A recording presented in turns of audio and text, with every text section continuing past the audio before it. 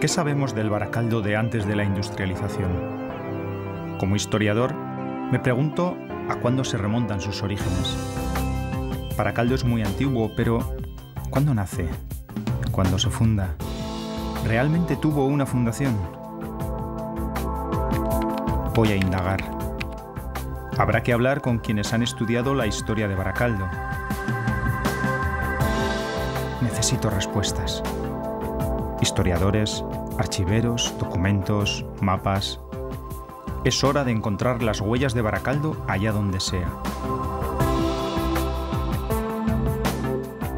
Este interés coincide con el del ayuntamiento, que quiere conocer la antigüedad de Baracaldo para hacérsela saber a los ciudadanos.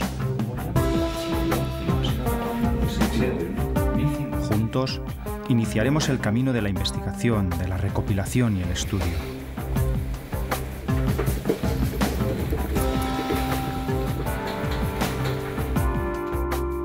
Hay que ponerse en marcha. Pero, ¿por dónde empezar? ¿Con qué documentos contamos? La Tercera Guerra Carlista quema el archivo y por lo tanto lo que podía existir a partir de mediados del siglo XIX desaparece.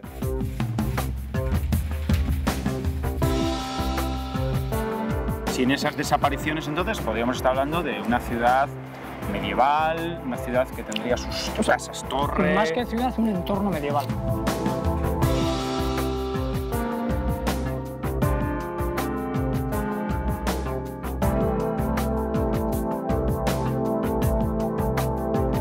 Baracaldo tiene la desgracia de la fundación de Bilbao y de la fundación de Portugalete. Y quedarse ahí en medio. Tiene que respetar los privilegios de una y de otra y por lo tanto nunca llega a consolidarse como una villa con su fuero o con su cartapuebla. Conocemos mucho sobre el Baracaldo industrial, pero hay una historia antigua desconocida. Baracaldo existe desde mucho antes de las fábricas. 300 años, 500, 700.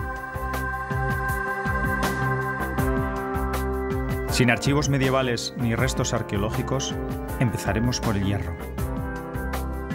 Baracaldo y el hierro han vivido, desde siempre, su peculiar romance. ¿Nos dará el hierro pistas de cuándo empieza Baracaldo?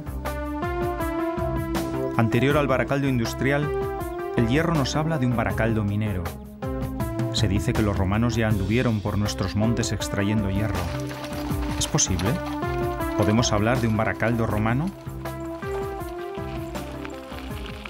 ¡Eneco! ¡Hombre, Miquel! ¿Qué pasa? ¿Qué tal va? Bien, bien. Bueno, pues ya estamos en la arboleda. Eso es. Vamos a ver si me enseñas alguna cosa, que de esto tú conoces bastante, ¿no? Pues muy bien, sí, eso dicen. Un poquito, si quieres ver eso, pues las principales minas, un poquito cómo se trabajaba y eso, pues eso damos es. una vuelta. Pues tú dirás para dónde tiramos. Pues si quieres vamos hacia allá un poco y vemos una de las minas. Ahí, venga, vamos. Venga.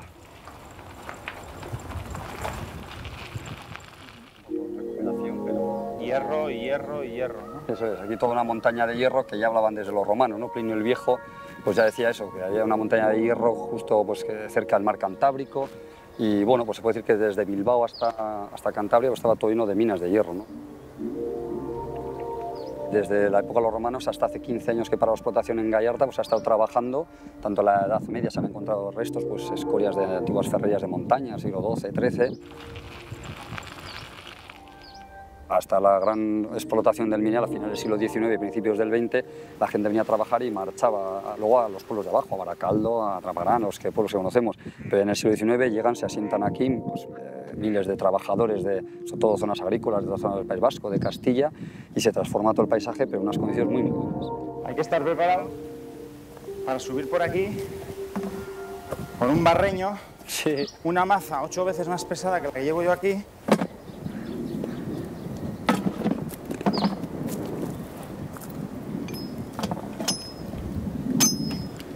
Bueno, esta piedra parece buena para picar.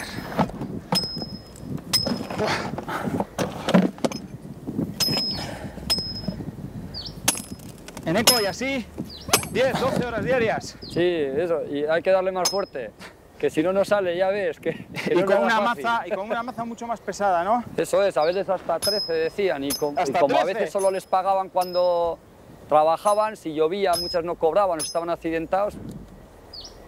Eso, y además no solo era darle, sino llenar el cesto, o sea que ya ves.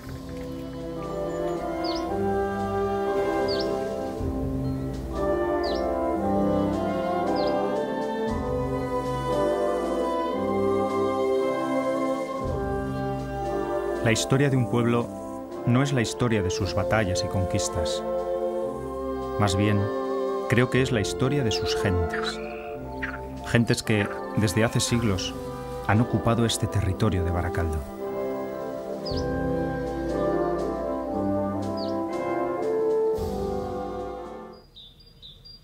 Este es el impresionante plano inclinado de Arnábal, bajada natural de mineral desde el Argalario hasta el Regato, que fue utilizado desde época muy antigua.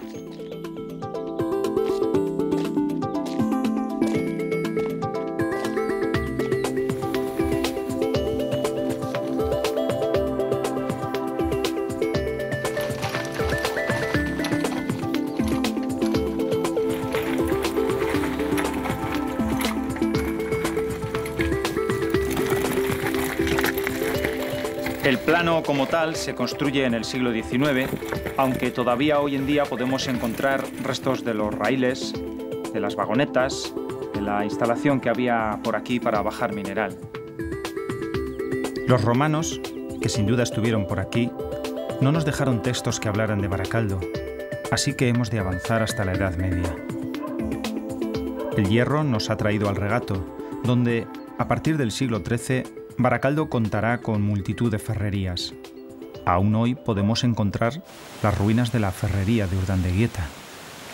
La presa del pantano de Echeverría. Uno de los más antiguos de España y que desde aquí abastecía de agua a Baracaldo.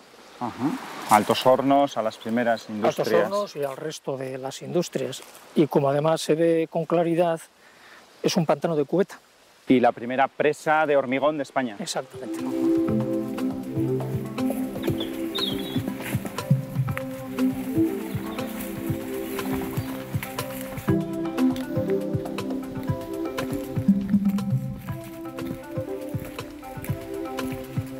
Por abajo, cuidado, ese madero está un poco chulo.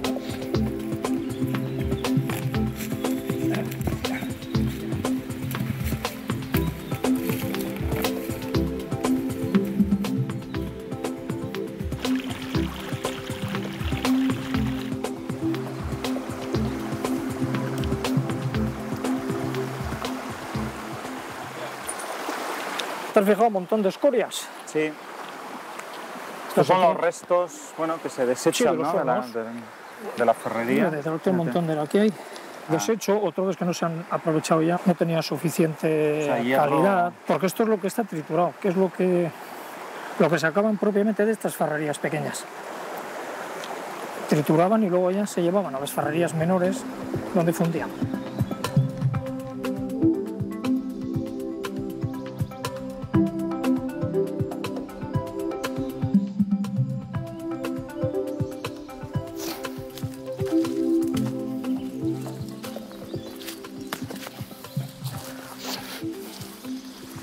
Bueno, hemos llegado a la ferrería de Urdandeguieta, bueno, al menos a su presa. Estoy situado sobre la presa de la ferrería de Urdandeguieta. Esta presa almacenaba el agua del arroyo Frades, que está aquí a mis pies, y servía para usos pues, de los martinetes, de las ruedas, etcétera, etcétera. Actualmente todo esto está colmatado y la ferrería se encuentra a unos 60 metros a mis espaldas.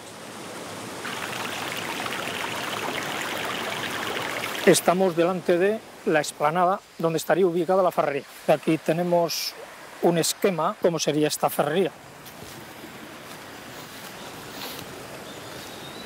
De toda la instalación lo que nos queda es este muro, que es donde estaría la rueda, ¿no? Aquí tendríamos una instalación, hacia la mitad tendríamos el horno y al fondo tendríamos el resto de la instalación.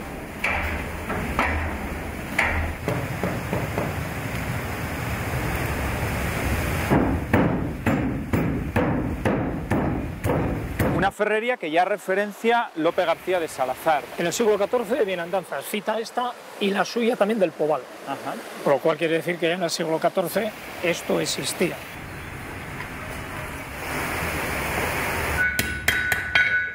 que es curioso el río Castaños, que es este río, ¿no? Que hoy en día es zona verde de Baracaldo, pulmón de Baracaldo, ha sido en el Baracaldo medieval La zona industrial, la zona de las ferrerías, ¿no? Tenemos 6 ferrerías más o menos, habría desde aquí hasta lo que es el desagüe en Retuerto. La última, la de Bengolea.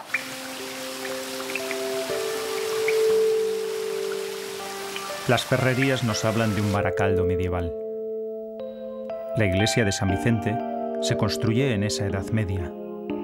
Es lo más antiguo del núcleo del pueblo, pero ¿está ahí el origen de Baracaldo? Me resisto a pensar que el origen de Baracaldo sea el origen de la anteiglesia.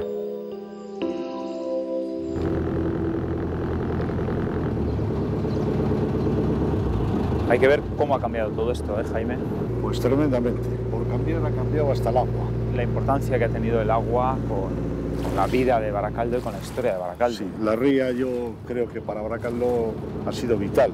Yo la consideraría, haciendo un símil biológico, como la arteria que posibilitó la gestación y el nacimiento de Baracaldo. La ría y luego sus dos ríos. Efectivamente, siguiendo con el símil biológico, hay otras arterias menores, pero no de menor importancia en el desarrollo de Baracaldo, que son el Cadagua y el Galindo, Galindo, el Castaños Galindo, diría yo. Hay muchas leyendas en Baracaldo y una habla de lo fácil que era, bueno, pues cruzar aquí la ría y así. Bueno, de hecho, los de Baracaldo tenían que ir a los actos religiosos a Erandio, sí. Y hay una leyenda que habla de una niña que cruzaba sobre las aguas. Eso puede tener una explicación natural, ¿no? Muy natural. Se dice que en las mareas vivas, las bajamares, quedaba tan al descubierto la arena que las vacas que estaban en la margen izquierda amanecían al día siguiente pastando en las campas de Erandio. O sea, que más que el que anduviera por encima de las aguas... Efectivamente, era fácil de vadear la ría.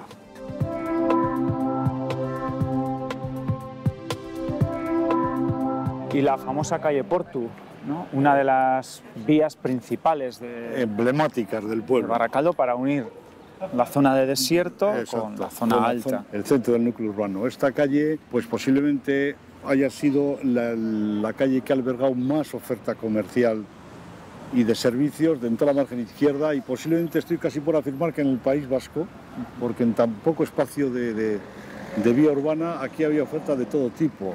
Hasta primeros de los años 1960 albergaba bares, había una administración de lotería, estanco. Aquí por donde pasamos ahora estaba el Gran Cinema, una sala de cine. Una sombrerería también, sombrerería, ¿no? Tiendas de muebles, estudio fotográfico de la familia Páramo, y luego había cesterías, había más refinería. Un hervidero de gente, ¿no? Más farmacias y luego pues consultas médicas, consultas odontológicas, joyerías, relojería. Y supongo que en una zona máquinas de coser, de paso natural, ¿no? Natural, y de mucho tráfico de peatonal, porque era la estación de Renfe estaba y sigue estando en la parte baja, y el porcentaje altísimo de gente tenía que ir a coger el tren para trasladarse a los trabajos. Otro tren que cruzaba la calle Portu, un paso, ¿no?, a nivel con barreras de la compañía minera franco-belga, hoy en día transformada en Videgorri. En 1340, entonces, un hito en la historia de Baracaldo. Efectivamente, en 1340 se funda la parroquia, se desanexiona de la iglesia, se desanexiona de la de Erandio, y la fundan a partes iguales los señores Galindo de Retuerto, Sancho López de Baracaldo y López González de Zorroza. Y posteriormente, en 1366, pasa a engrosar la Casa de Juntas de Guernica y se desanexiona de las encartaciones. O sea que si cogemos el año de 1340 estaríamos hablando que Baracaldo pues, va a alcanzar los 700 años. Sin embargo, sabemos que... Hay datos y además constatables que antes de esa fecha ya existía Baracaldo, bastante antes. Por lo menos podemos calcular en 1000 años. Pues una anteiglesia es la asamblea de vecinos en concejo abierto que se reunían delante de una iglesia. De ahí viene el nombre de anteiglesia, viene en el pórtico, viene en el atrio. Fueron muy comunes en Vizcaya en contraposición al fuero de las villas y de las encartaciones y el duranguesado. Y se regían por el derecho foral. Y esta iglesia desanexionada de Erandio en 1340, pero ya construida en 1322, porque en la Carta Puebla de Portugalete figura como existe la iglesia de San Vicente. Y ya en 1322, San Vicente como patrón de Baracaldo. No, se le proclama en 1643. Un mártir del siglo V, aragonés, ¿qué vinculación tiene con Baracaldo? ¿Por qué es patrón de Baracaldo? Pues San Vicente fue un mártir de la persecución romana, siendo emperador Diocleciano, y era un santo natural de Huesca, que fue martirizado en Valencia. Lo trasladaron a Valencia, pero que tenía muchos seguidores y para evitar problemas. Cuando fue martirizado fue arrojado el cadáver al mar porque tenían miedo precisamente a que sus partidarios organizasen alguna revuelta, alguna protesta. Y el cadáver lo devolvió el mar a tierra, fue arrojado a un muladar dentro de un viñedo. Y precisamente la iconografía con que se representa al santo suele aparecer siempre un cuervo, que representa, según dice la tradición, que hubo un cuervo que le protegía de los ataques de las alimañas, el cadáver. ¿Y por qué patrón de Baracaldo? ¿Qué relación tiene? Pues al aparecer en un viñedo hubo fieles que lo entendieron como que era el protector de la vid. Lo que está probado es que esta zona de Baracaldo era zona de viñedos, sobre todo las laderas de Eguskiaguirre. Y de ahí posiblemente venga el patronazgo como, en fin, abogado de la vid.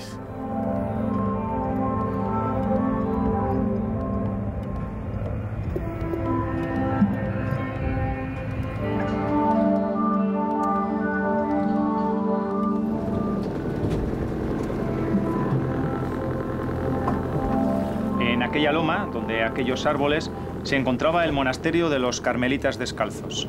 En realidad, ellos lo que tenían allí era un pequeño cenobio, un pequeño monasterio donde se retiraban a reflexionar, a pensar. Era un desierto para ellos y de ahí iba a derivar el nombre, tanto de desierto Baracaldo como en la otra orilla, desierto Erandio. Es muy bonita la descripción que hace Jovellanos, que estuvo desterrado en el convento de los Carmelitas, de esta zona, que lo describe como una de las más fértiles vegas de España. Habría que imaginarse cómo era todo esto con sus huertas y sus vegas. En la Carta Puebla de Portugalete, Portugalete llegaba justo hasta esa orilla, actualmente es Sestao, se describe el límite de Portugalete. Por lo tanto, lo que queda al otro lado va a ser Baracaldo. Así, en los documentos de Baracaldo se marcará el Galindo como la frontera, una de las fronteras naturales del municipio, del territorio de Baracaldo.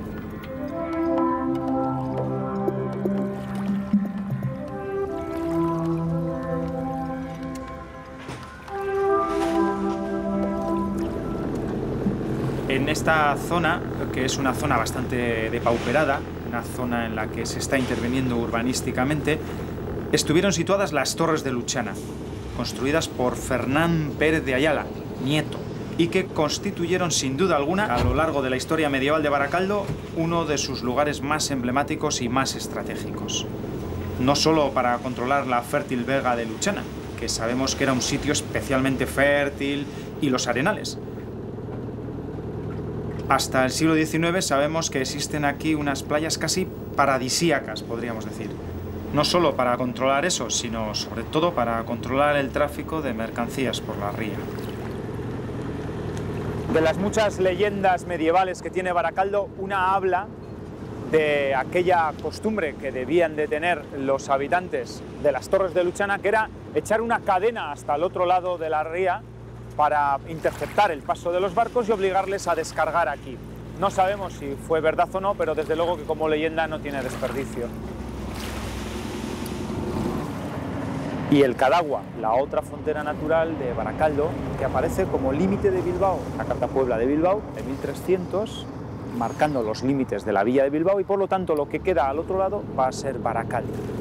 Si remontáramos el río Cadagua, pasaríamos por el Puente del Diablo, el Puente de Castrejana, y subiríamos por las tierras de los Ayala hasta llegar a Quejana. Por lo tanto, estamos hablando de un territorio muy marcado por el linaje de los Ayala.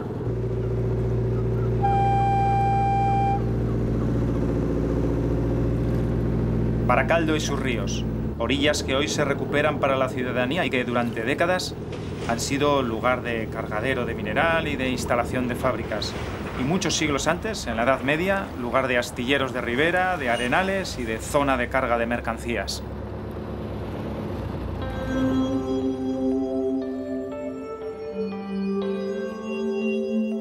Es poco conocido que la Edad Media baracaldesa fue testigo, además, del poder de una orden religiosa, la de los mercedarios, que tuvieron en Burceña el principal monasterio de España.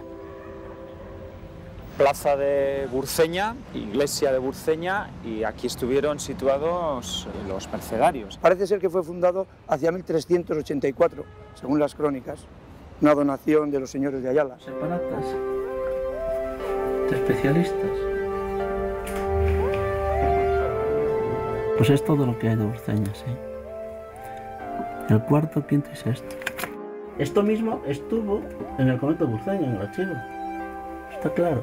La fachada que vemos está hecha con piedra que parece ser que está reutilizada del antiguo monasterio. De aquel antiguo monasterio. Un monasterio no sé exactamente de qué época, pero...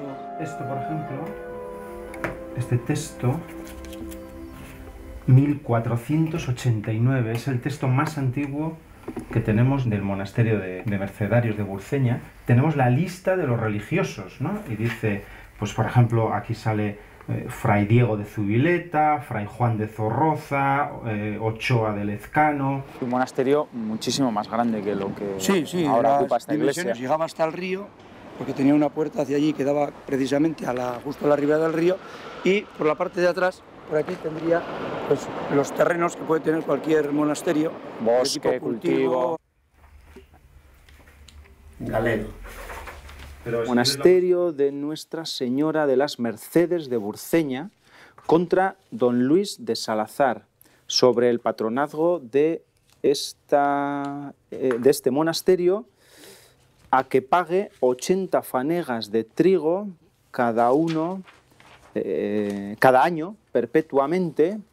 El texto está escrito en 1527, con lo cual ya demostramos que en el siglo XVI el monasterio de Mercedarios tiene una presencia muy importante en Baracaldo. De todo aquel complejo, de aquel monasterio, queda poquito. Lo que queda en la iglesia. ¿Y esto, Dani? Sí, esto es una cosa curiosísima. ¿Qué es? Podía ser una pila pues, para santiguarse al entrar. No sé exactamente la utilidad que pudiera tener, ¿no? Pero vamos, lo que está claro es que estas piedras tienen son genuinas. historia. Sí, esas tienen historia, sí. Memoria de los cautivos cristianos. Los mercedarios y los cautivos tienen mucho que ver. ¿Dónde está ahí el nexo? ¿Y qué hacían los mercedarios en Burceña? Desde Baracaldo podía ir un fraile redentor. A salvar cristianos donde los moros. Sí, entonces solían ir menos de 3 no iban. Y generalmente todos tenían título universitario. Es curioso porque para tramitar se negociaba diplomáticamente. Había que saber un poco de leyes. Porque esto fue escuela, fue centro de filosofía. O sea, por aquí ha pasado muchísima gente. El famoso Juan de Zubileta, aquel que acabó la vuelta al mundo con el Cano, estuvo en la escuela de aquí, del barrio baracaldés de Zubileta. Sí, sí.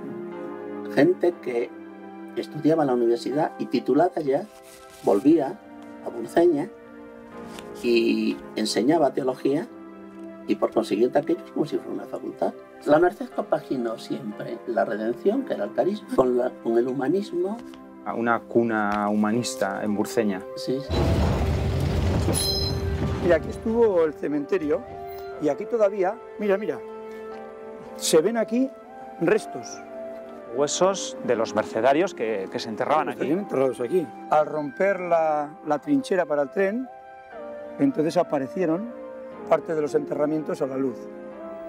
Ya nadie duda de que el Baracaldo medieval fue poderoso y codiciado. De aquella época nos queda aún el puente sobre el Cadagua y la calzada románica. ¿Qué nos contarán sus piedras sobre el origen de Baracaldo? El río Cadagua, pues, una de las fronteras naturales de Baracaldo, ¿no? Galindo, el Cadagua y el Nervión. Lo que el historiador Michel Olabuenaga llama la Mesopotamia encartada. Mesopotamia, un espacio entre ríos, ¿no? Y uno de los ríos más importantes de Vizcaya, básicamente porque en el lado en el que estamos estaba la calzada, que viniendo de Castilla llegaba a Balmaseda, atravesaba el Valle del Cadagua y llegaba hasta... y se dirigía hacia Bilbao, que era la arteria comercial. La autopista comercial de la Edad Media. Sí, ya desde la Edad Media y que lo será con sus altibajos pues durante el siglo XV, XVI, XVII, XVIII.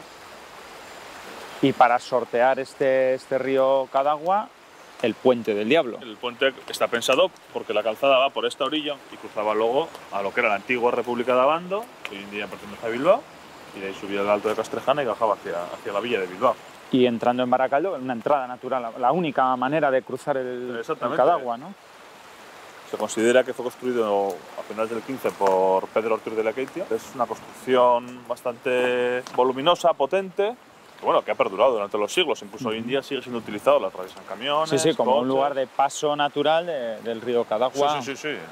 De hecho, a conciencia, ¿eh? Sí, es un puente, ya ves que tiene una luz bastante amplia, hecho con sillares.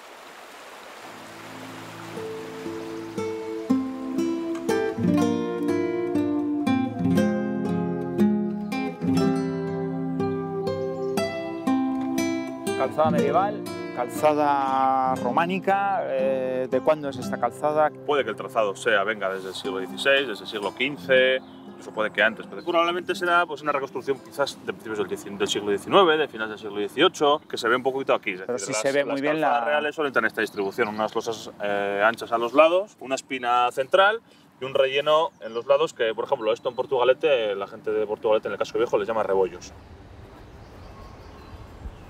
En aquella época subir por aquí con un carro, con un mulo... En principio las losas de los laterales están pensadas para que las ruedas roden mejor. Y no todo esto era así, es decir, muchísimos de los caminos que utilizaban los baracaldeses o gente de Encartada o de la margen izquierda eran caminos de tierra.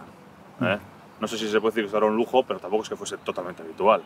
Muchos caminos eran así, los caminos que bajaban de las minas, pues dudo yo mucho que estuviesen... Sí, porque la subidita desde el Puente del Diablo hasta Sant'Àgueda por este carretil... Sí, no, es duro, vamos, pero bueno.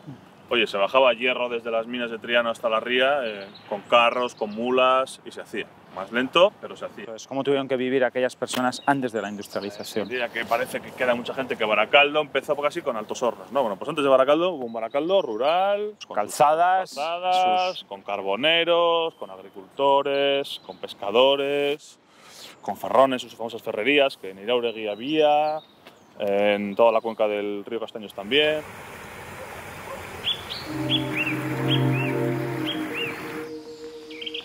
Un paisaje, un bosque, un entorno ocupado desde la prehistoria. Sí, por supuesto. Es en la zona que da el Regato, en Arrioche y en la Cueva de los Mosquitos ha habido descubrimientos prehistóricos. Pero bueno, lo cierto que lo que demuestra es que ha habido gente. Ha habido gente y ha habido poblamiento desde la prehistoria. Hasta hace no mucho se pensaba que la urbanización había sido muy débil aquí. Hombre, y ciertamente fue débil. Siempre se ha supuesto que el hierro famoso de las minas de Triano sería uno de los elementos más importantes para los romanos o para los indígenas romanizados. El entorno de Baracaldo ha sido un lugar de zona de paso, de encuentro entre indígenas y otros habitantes. Sí, otras culturas, evidentemente. En los Pirineos hay dos zonas de paso, ¿no? Que son, digamos, la zona de catalana y la zona vasca. Y por tanto, por aquí han pasado otros pueblos, ¿no?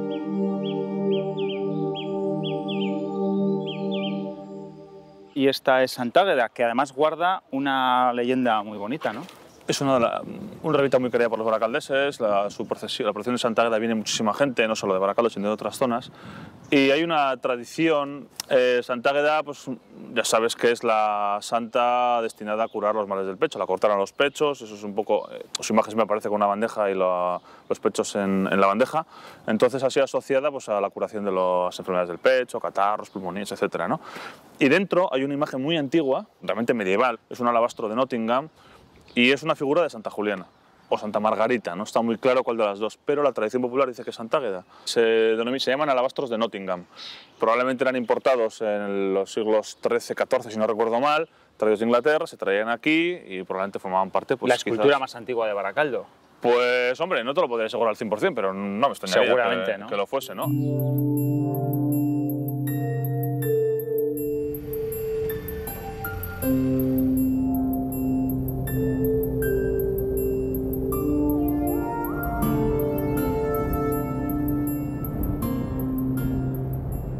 Este es el Museo de las Encartaciones, antigua casa de juntas de Avellaneda, el lugar donde se reunía la gente de las Encartaciones desde la Edad Media, aunque el edificio como tal es del siglo XVI. Eso es. Y ha sufrido numerosas modificaciones.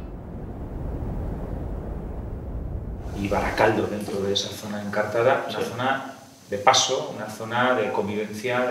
Si en algo se destaca en Cartaciones es porque por ella han pasado algunos de los caminos más importantes desde el punto de vista comercial, incluso histórico, de toda Vizcaya. Todo el mundo conoce la famosa calzada del Cadagua que traía productos desde Castilla hasta Bilbao, y ya en épocas muy anteriores, en época romana, pues sabemos que por aquí atravesaba una calzada que desembocaba en Flaviobrina, que es actualmente Castro Urdiales, que era la única colonia romana de esta zona del Cantábrico.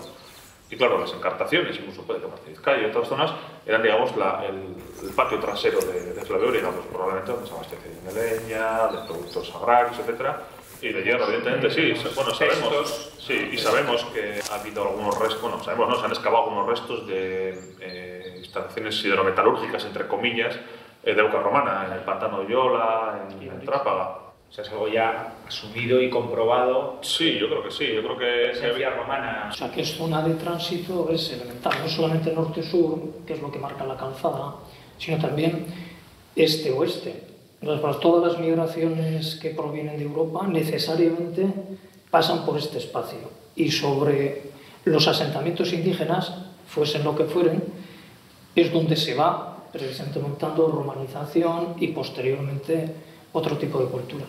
En Baracaldo no tenemos ningún resto que hable de los romanos y de la romanización, pero realmente no es descabellado pensar que por las costas vizcaínas, incluso por el Nervión, pues pudieran entrar naves romanas, ¿no? No hay una documentación, pero sí hay alguna toponimia, ¿no? Por ejemplo, el mismo topónimo Luchana, eso es claro, que es una alegoría de un tal Luciano, ¿no? Yo creo que aquí lo que había era una población indígena y evidentemente que tuvo contacto con el mundo romano. Baracaldo, zona de paso de distintas culturas desde la prehistoria. Romanos, indígenas, culturas centroeuropeas. Quizás Baracaldo fue antes que un municipio, un territorio. Pero, ¿cuándo se define el territorio? Los linajes de los Ayala, los Salazar, los Velasco harán de Baracaldo un lugar importante en la corte castellana y darán forma al territorio baracaldés. La referencia en Ayala son los Ayala. Este es el solar de ellos. Tendrían más casas, más torres repartidas por el entorno, pero la que refleja quiénes eran, su estatus y esto, es esta de aquí, la de las Torres de Quejana. Estamos en Álava, ¿y esto qué tiene que ver con Baracaldo? Es un territorio que ya desde el año 1040 aproximadamente está perfectamente definido.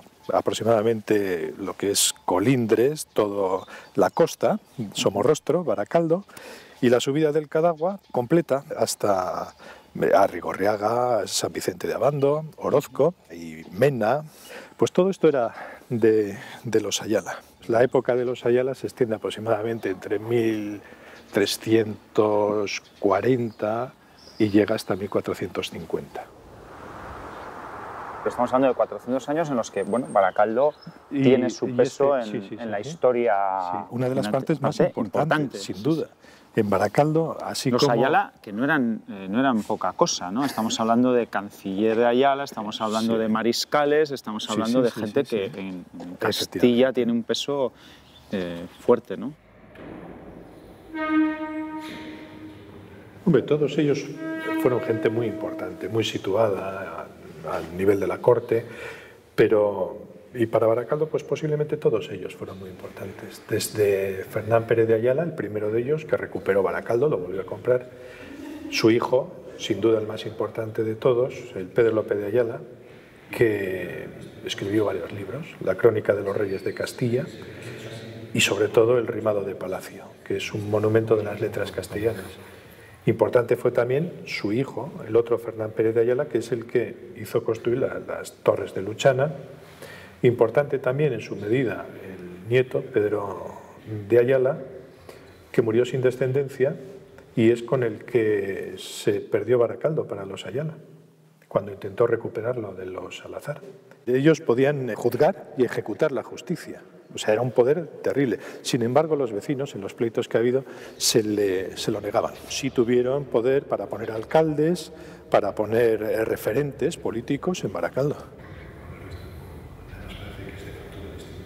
lucha entonces entre los intereses de los Salazar y los intereses de Ayala, que quieren, bueno, pues hacerse con el poder de Baracaldo. Fue un choque de intereses. Eso, por Baracaldo. Por Baracaldo. Claro, aprovechando la circunstancia de que los Ayala se habían quedado con el heredero menor de edad, entonces quisieron cogerse el valle, salir de lo que era su zona, donde dominaban completamente, que era todo el valle de Somorrostro hasta Baracaldo, y entrar en Baracaldo. Y es cuando se produce un encuentro guerrero. Una auténtica batalla.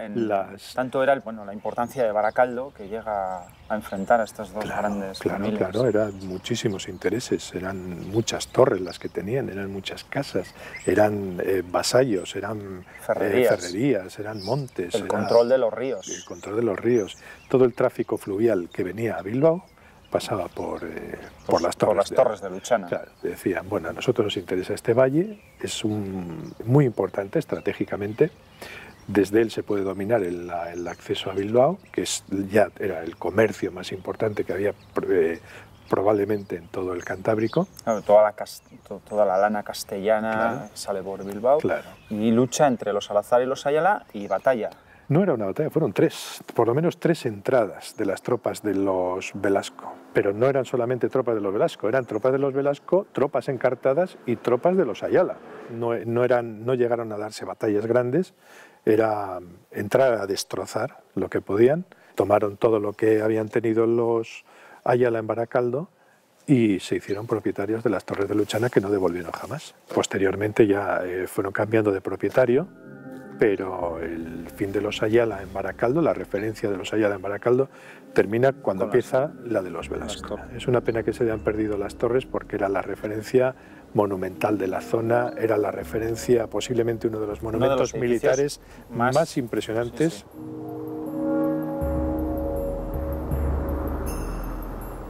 Lope García de Salazar es el cronista de la época medieval y sitúa el origen de Baracaldo en la llegada de unos escoceses. ¿Cuánto habrá de verdad en esta cita? ¿Historia o leyenda? Esta la hizo un Lope proveniente de Merindad de Castilla. Y fue su nieto. Exactamente. Lope García Salazar, el cronista, su nieto de este. Que es el que escribió las crónicas, ¿no? Lope García Salazar, que es el que cita a Baracaldo. El que viene aquí se casa con una Muñatones. Primero van a vivir a la Baluga y luego ya construyen esta torre de San Martín, que va a ser el centro del poder de todos los Salazares a partir del momento. Aquí nace el cronista en 1400, aquí se casa en 1425, aquí tiene 20 hijos. Desde aquí es donde expande todo su poderío, logra unos bienes tremendos para la época, a base de guerras, a base de matrimonios, y aquí escribe en la torre la crónica de Vizcaya en 1454 más o menos, antes del destierro a Gibraltar, y cuando le encierran empieza a escribir las Bienandanzas y Fortunas en el año 71. Que es ahí donde cita todo el tema de Baracaldo, de los linajes... Exactamente, sus propios hijos lo encierran aquí en el año 71, y aquí está hasta el año 76 en que muere envenenado por los propios hijos. La idea que tenemos de Lope García de Salazar es que es un cronista, pero en realidad era un guerrero, un militar, ¿no? Él está metido en las guerras de bandos. Es un militar del todo. De todas formas tenemos pocos datos de esa edad media, pocos datos de Baracaldo. A ver, la historia positiva de Baracaldo hasta el siglo XI, como documentación, salvo una pequeña cita que hay eclesiástica más que otra cosa, no tenemos. Todo lo que recogemos es o por historias del entorno o por lo que escribe García de Salazar y algunos otros cronicones. En el terreno de la leyenda siempre, ¿no? Absolutamente, teniendo en cuenta lo que es una leyenda, que en un fondo más o menos histórico se le va rodeando de elementos, ¿no?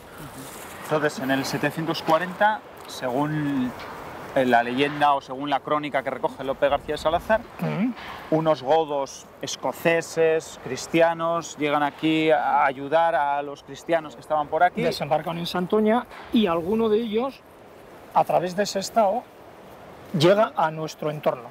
Llega a lo que llama Soleta de Gilus. A Soleta de Gilus, Retuerto. De allí sucedió don Galindo de Retuerto, de donde vienen los de Retuerto. Además de Gilus, sucedió otro que pobló Mesperuza de Baracaldo. Otro más, que es otro de los linajes típicos de Baracaldo. Del cual sucedió Sancho López de Baracaldo, que funda posteriormente la iglesia de San Vicente de Baracaldo, que es pariente de Lope García de Salazar.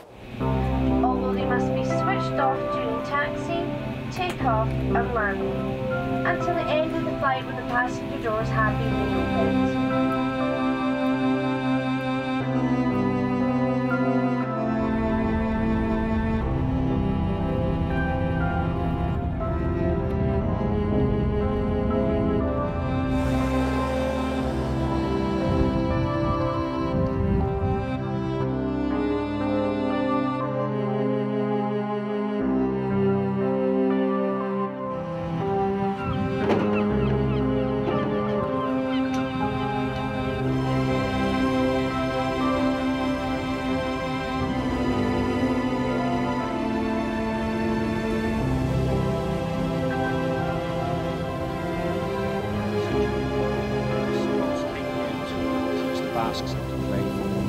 Y hablamos de la leyenda de los escoceses.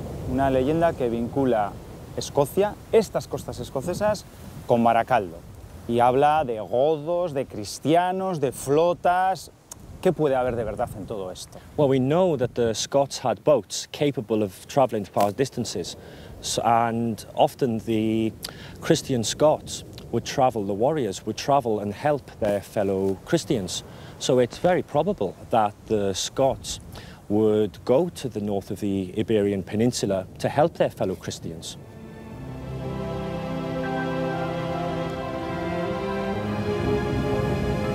Es difícil de imaginar que el pasado de Baracaldo esté ligado al de Escocia. Sin embargo, somos porque otros han sido antes que nosotros y, sobre todo, somos la consecuencia del encuentro de culturas.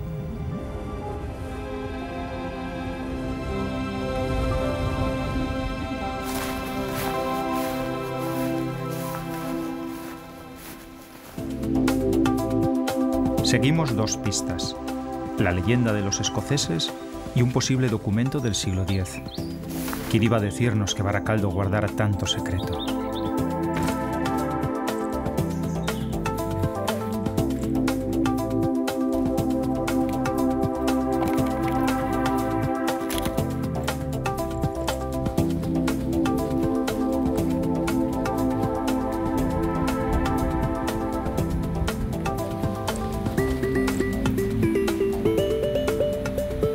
Aquí es donde debieron llegar los escoceses.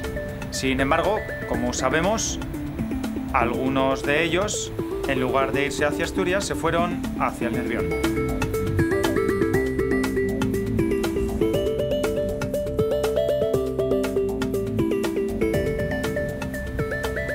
Vamos a buscar el punto más saliente de esta costa de Santoña, ese punto que suponemos será el primero que vieron los escoceses aquellos que llegaron.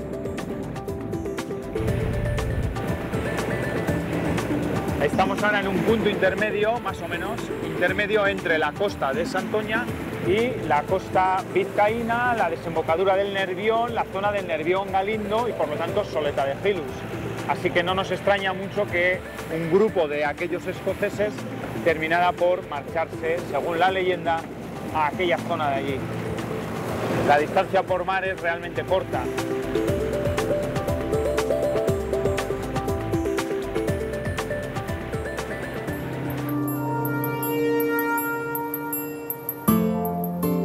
La investigación habla de un territorio ocupado desde la prehistoria y definido ya desde inicios del siglo X.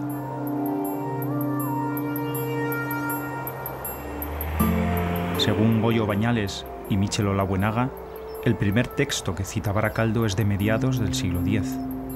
Y si hay un lugar donde podamos buscar, ese lugar es el archivo de San Millán de la Cogolla. Dicen los historiadores que en el año 1051 Baracaldo aparece escrito por primera vez. ¿Existe ese documento realmente?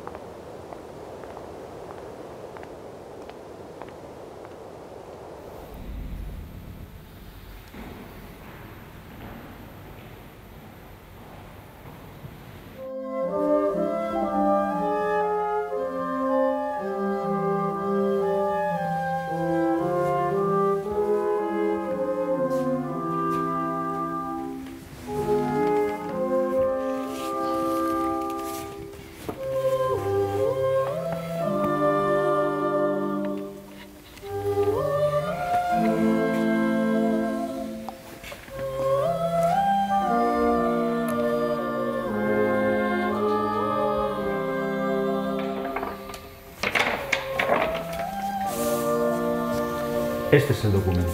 En la página Lope Blasco Baracaldonensis. Firmas. Aquí está. Y entre los que firman está Año 1051. Lope Blasco Baracaldonensis. Es el documento más antiguo que se ha encontrado donde aparece el nombre de Baracaldo, del 30 de enero de 1051.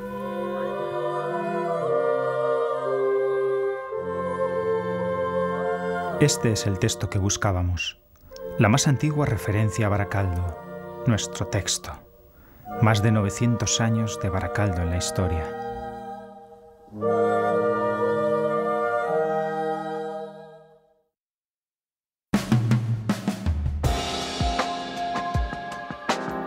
Un Baracaldo que mira al futuro y aspira a seguir siendo lugar de encuentro. Un Baracaldo que, a lo largo de sus más de 9 siglos, ha aprendido a reinventarse.